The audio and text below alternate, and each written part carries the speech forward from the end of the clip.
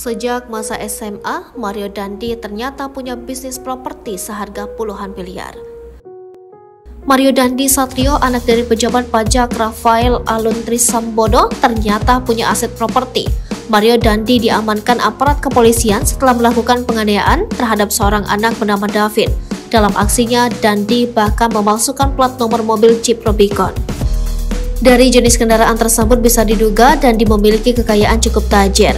Cuitan akun Afif Fuad S di Twitter menyebutkan anak Rafael Alun tersebut mempunyai aset properti berupa kamar indekos yang diiklankan dalam aplikasi pencari kamar kos, Mami Kos.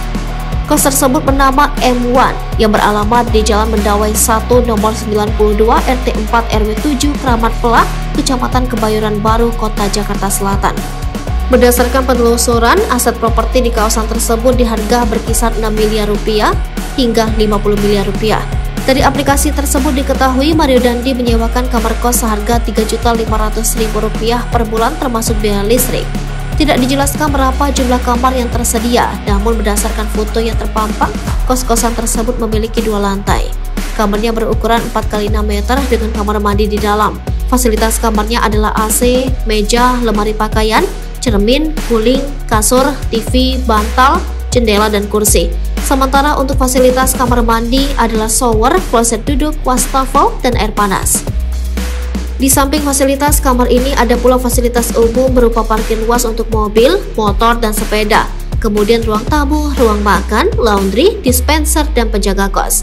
Untuk yang berminat ngekos di kamar tersebut perlu mematuhi peraturan tamu yang menginap dikenakan biaya. Satu kamar diisi maksimal 2 orang, namun bukan pasutri dan tidak boleh membawa anak.